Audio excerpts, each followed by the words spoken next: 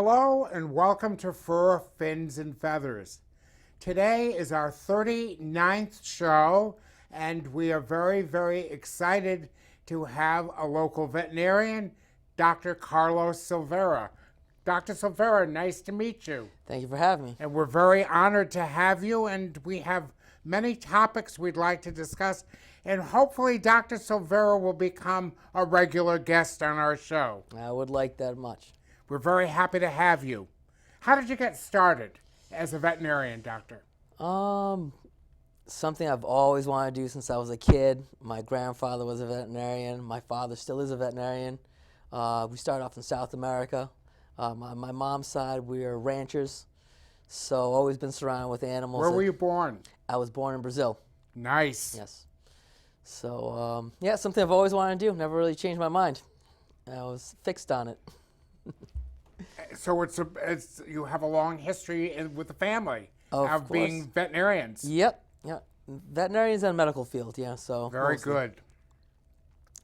Yeah. So yeah, something. So that. tell us, doctor, about your practice here in Swansea. All right, we've had the practice here in Swansea for about 10 years. It's a sister practice to our primary location in Fall River, which has been open around 47 years, 48 years now. Yeah. Yeah. And your dad is still practicing. My dad is still practicing with me. Yeah, yeah. He's That's a good thing. not going to retire anytime soon, I don't think. What kind of animals do you primarily care for in Swansea? Mostly 80% of our clientele is cats and dogs, but we also see a lot of exotics, and I do some farm animal work. You do? Yes. So we've got a lot of topics we can cover. We could, yes. I hope I can be of help. Oh, I know you were. It's going to be a great working with you. Lyme disease is that we had talked about that. Lyme disease is something that concerns a lot of people in this area, and it's going to be getting warmer. Unfortunately, it's pretty prevalent in this area. It has been for some time. I unfortunately have contracted it 3 years ago, and it's an issue that's, if anything's going to get worse, especially with the global warming. It's going to start spreading because ticks are pretty hardy animals, and they're not.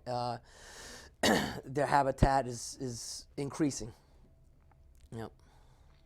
There is a great deal of Lyme disease in this area, isn't there?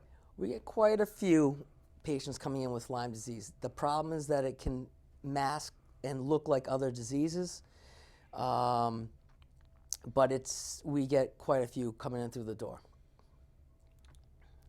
Is it curable? It can be managed but not cured. Occasionally you will get some cases that will resolve with treatment. Sometimes they will resolve on their own, but most of the times it's something that stays with you indefinitely. You will have flare-ups, and depending on what the spirochete attacks, so what organ systems it decides to attack. Just cats, or just dogs, rather? No. Cats and dogs? There's been more research on dogs, but it can attack most mammals. Anything that's affected with ticks. You know, like we positive that the reservoirs are large animals, probably horses, cattle, deer, obviously.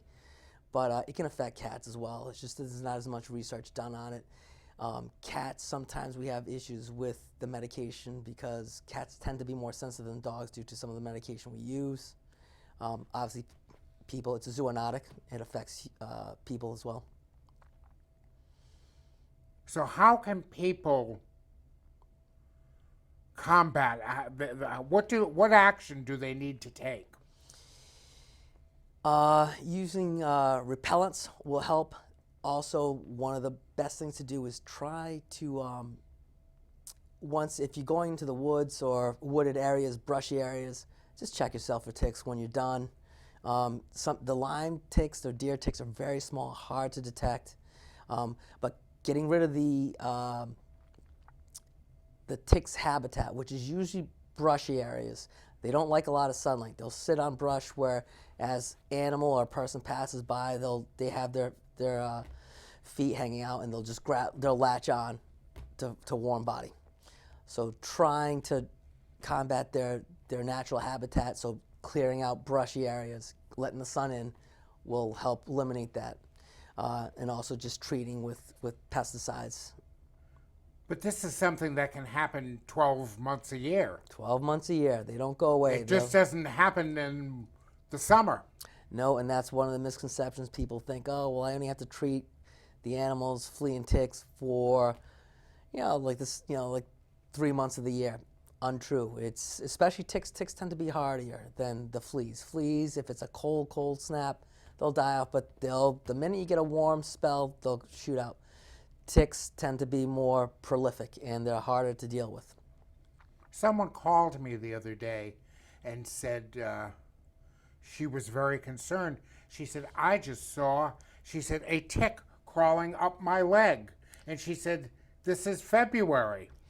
They're around, especially if you have animals, like if you look outside, most people, I know this morning I had a bunch of deer in my yard, so they're around, as long as there's a warm body to latch onto, they're not going to die anytime soon. And there are a lot of deer in this area. There's a lot of deer, there's a lot of wildlife. There's coyotes, there's birds, they'll latch onto birds, turkeys, ticks are pretty hardy. So people need to be more diligent. As diligent as you can be. You have to deal with it. It's not going to go away.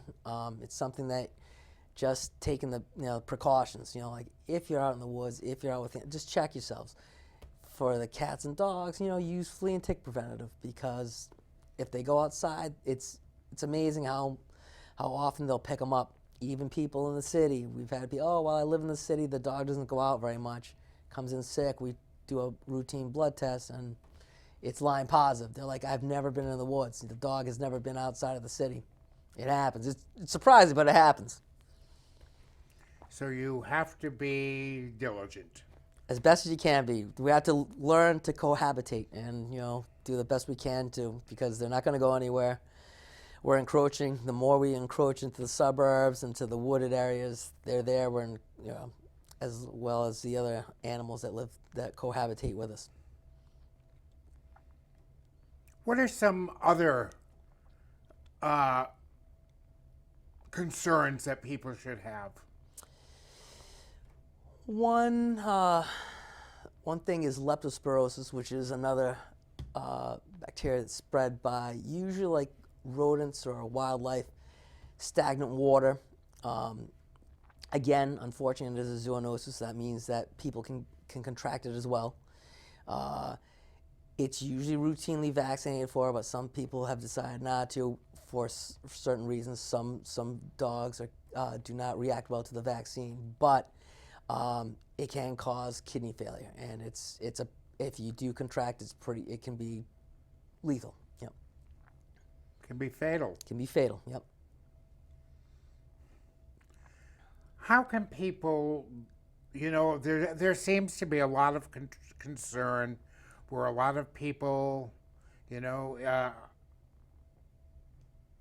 have to cut back, and I think veterinary care, maybe I'm wrong, but I think in a lot of cases veterinary care is coming down Lower on the list. Lower on the list. Yep. Because they can't afford to pay the groceries or the rent or whatever. Yep. How can people, what do they need to do to provide better care for their animals? It's a hard question. That's a difficult question to answer. There's a lot of things. There are some associations that will help people in need. Like Companion Animal Foundation will help monetarily, financially, people who need a little assistance. Sometimes at least getting the basic. You don't have to do everything. There are certain vaccines, i.e. rabies, which is mandated. You need to have that if you're going to have a mammal, dog, cat, whatever it may be. Some of these other vaccines are recommended, but they're not legally you don't have to have them. So if you can't do everything at once, that's fine. Just spread it out. We're here to help you. Like ask us questions. Sometimes there are other associations that can help monetarily. Some of the vaccine clinics, a little cheaper sometimes, but sometimes it comes down, you get what you pay for. You know, like they can do certain things, not others. You know, like they can vaccinate, but if the animal is ill, they're not going to be able to address that issue. You know, so. But we're here to help. You know, like just like people come in sometimes. Veterinarians are our best friends. We try to be. You know, we're not here to judge anyone. We're just here to do our job and help you out. You know, like so if you got issues or you like, talk to us. If you tell us up front, we can help you. You know, like. Feral cat seems to be a big problem. We've had several people on the show who have come from feral, associations. Big problem in the area? Big problem, not just in the area, I think just worldwide. I actually worked in Cyprus. I worked in a few countries in South America. Cats are just able to adapt pretty easily. So, and once they're released, they can decimate, local populations, wildlife of birds, small mammals.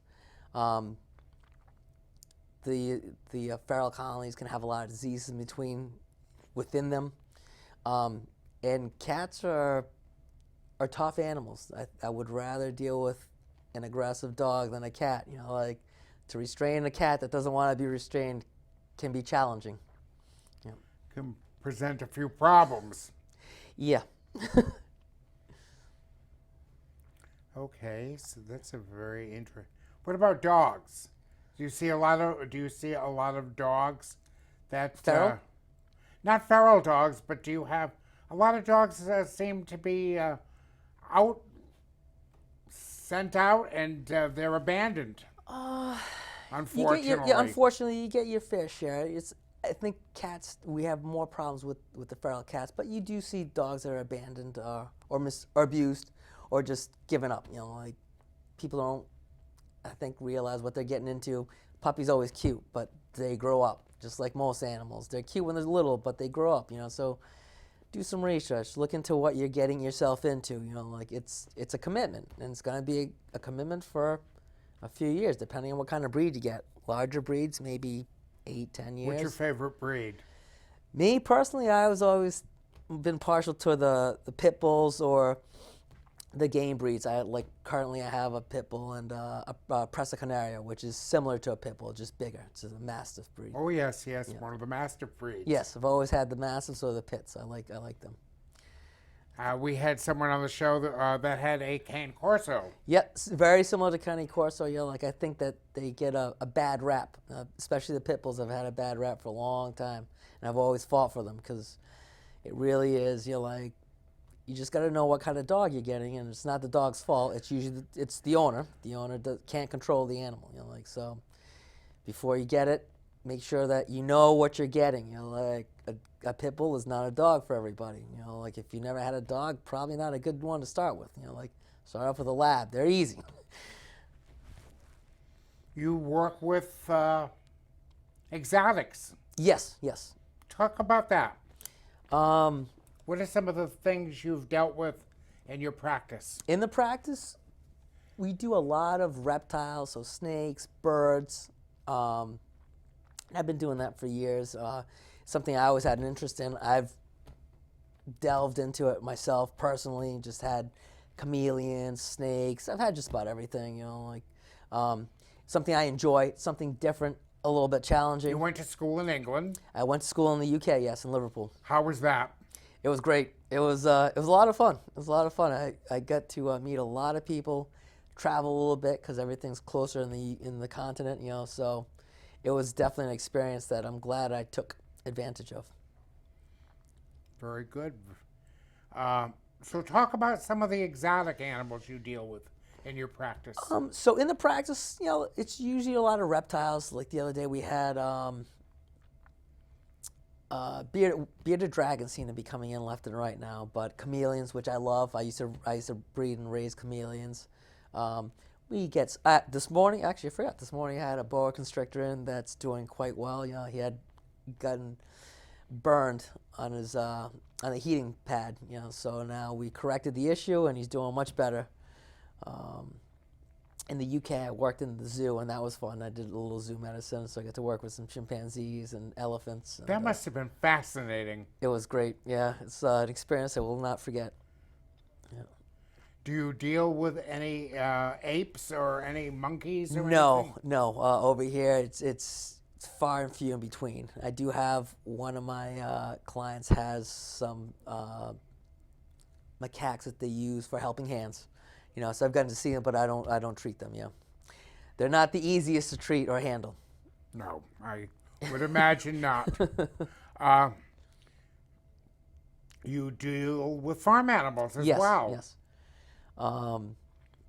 Cattle, pigs. I do some equine work as well, but I play polo in Newport. So again, growing up on the ranch with my parents, with my grandfather, we dealt with a lot of them. So it's just Horses, horses, equines. cattle, sheep, pigs, whatever we had on the ranch, So I do enjoy it. It gets me outside. That must have been a very wonderful experience being in Brazil. Yes, I miss it. I miss it a lot. I miss it tremendously. Yeah, I try and go there at least once a year to go visit family and just get back to the ranch for a little bit. What part of Brazil? It's Rio Grande do Sul, which is on the border with Uruguay. So basically, as far south as you can go. Very interesting. So you have a very interesting and a very varied practice. We try, yeah, and it's nice to have something different come in, a new challenge, something where you can kind of reset instead of. It's not the same day every day. Nope, it's always different. You never know what's going to come in through that door. Yeah. Very good. So I'm thinking about some. What are some of the challenges you get in such a varied practice? Sometimes, switching from having to deal with different species, like there are differences in anatomies and medications that they can deal with. That can be a little challenging. How you handle them. Not everyone is comfortable, even vets. Not all vets like to deal with large animals or specific breeds. Do you go out to the farms? Yes. How far do you travel? I usually stay around Massachusetts for the most part, but I do a lot of work on Block Island. So I'll go out there. That's a nice place to go. It's not a bad spot. Somebody's got to do it. Someone's got to do it. I'm not afraid. Yeah, I'm more than willing to go.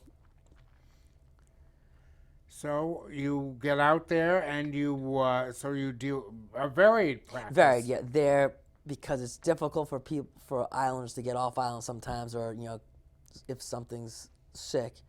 Regardless of, I've seen small animals, large animals. I do a lot of the large animals because, obviously to get someone out there is not always easy. But I'll take care of some cats and dogs when I'm over there as well. And you deal with cats and dogs and Yep. pigs? Pigs, yeah. Actually, I had picked up some pigs over there from one of my clients. So I'd raised them up. But yeah, no, so... do some pig work. That comes and goes. You don't see a lot of pigs anymore like there used to be. There are some. We've had pigs on the show here. Yep. And they were very interesting little creatures. They're very smart. They're intelligent. Can be a little loud sometimes. And they just rolled around and they act like a dog. They acted like dogs and pretty much. Didn't want to get off the set. So what, and you said there are various challenges that you deal with almost daily. Yeah. I mean, and it's just, sometimes you just really don't know what's going to come through that door. You can have a routine day and something, an emergency will pop in and you got to switch. Some days, everything's sick, and going from one case to another, sometimes you might have, a full caseload where, might have 3, 4, 10 things interned in the hospital. You got to go from case to case, make sure you didn't miss anything, make sure you're not getting confused. It can be a little difficult, it can be challenging. And you do a lot of surgery. Yes, yes, we do a lot of soft tissue and orthopedics. I particularly like orthopedics. Do you do a lot of orthopedic work? Yeah, quite a bit. Yeah. What are some of the, a lot of fractures? Fractures, ACL repairs, patella luxations. It's varied, but those tend to be the most common. Emergencies for accidents and things? Yes, yes. That's always, you never know when those are going to pop in. They come in waves. Those are the nights you don't have to go, you can't go home. Those are nights, yeah. You're up for a while, or you're leaving late. It's not a 9 to 5 job. Sometimes you go late, sometimes you don't, and you don't know when that's going to be. Very good. But, and your favorite breed you said was the Mastiff family? The Mastiffs or the Pitbulls, yeah. I always liked those breeds. I think that they have gotten a bad reputation and they've been unduly treated by a lot of people. So I've always kind of pushed and done the best I could to educate people on the breed, because it's not the dog, it's not the breed. I don't believe in breed specific laws either. I've always been against that. I think if you have an issue with a dog, you got to take that individual as an individual. You can't pigeonhole everyone into one little box. They're not all bad. Some dogs are biters. Doesn't matter if it's a pit or a chihuahua. I have more problems with chihuahuas than I do the bigger guys sometimes. The bigger guys tend to be a little more relaxed. Little Chihuahuas guys can be very difficult. they can be a little difficult, yeah. And they have Napoleon complex. Little guys. They have to be tough because they're little. Very good. And you've worked in some around the world, different countries? Yeah, I've worked in South America and the Caribbean. I've worked in, obviously, the UK. And then I did some work out in Cyprus for a little while when I was in vet school. How was your experience in vet school? It was great. It was good to get out of the States for a little bit and just see how things are done in another country. Unfortunately, I did, so good and bad. I was in the UK for the breakout of foot and mouth disease and mad cow disease. That's something that you don't see and hopefully you'll never see, but it was an experience that obviously you learned a lot from, and hopefully you can, if you were to see it again, you could maybe address it better than someone who's only read about it. But the other thing is just to see how things are done differently. It's always nice to see that you can do things. You can do things in more than one way. Their views are a little different on they operate a little differently than they do here in the States. Back then, it was good to get another perspective on things, on how things can be done, and obviously made just a lot of friends. I've got friends in Africa, most of the European Union.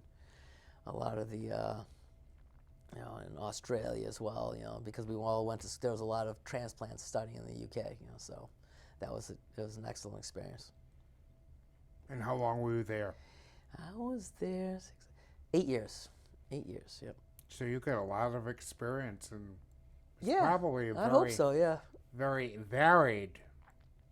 It was, yeah, it was. They tend to have a lot more mixed animal practices where, because you're located maybe out in the suburbs, so they'd have to see the cows and dogs, whatever people brought in.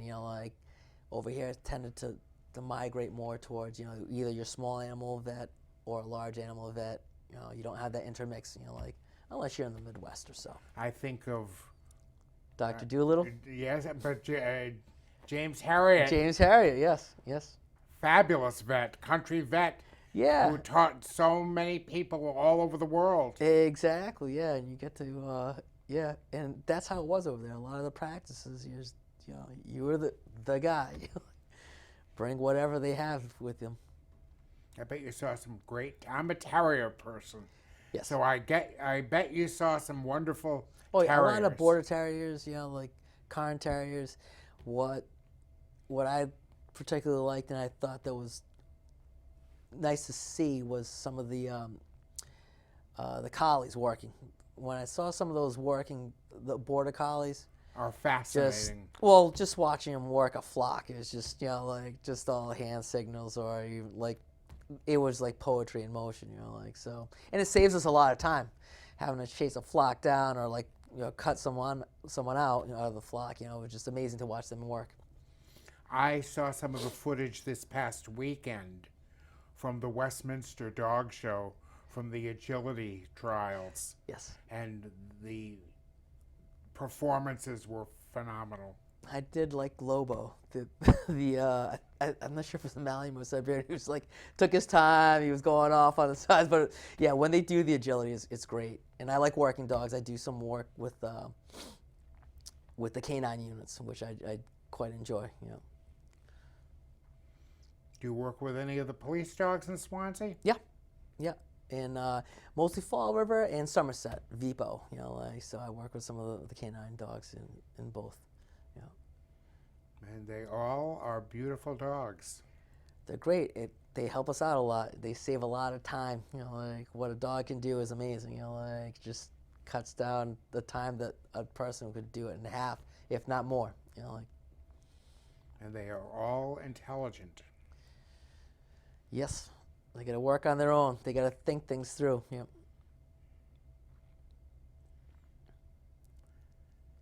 So what other things could we talk, would you like to discuss as we move on? We're going to have you back and hopefully have you as a regular guest. I would love that very much. We can discuss. What are some other things you would like to discuss? What do you think our readers would like? I'm not sure. Maybe having them give us some topics they might want to address or have us address. Spay, neuter. I don't know. There's a varied on diseases. There's a lot of things that we could discuss, but maybe some behavioral issues, training.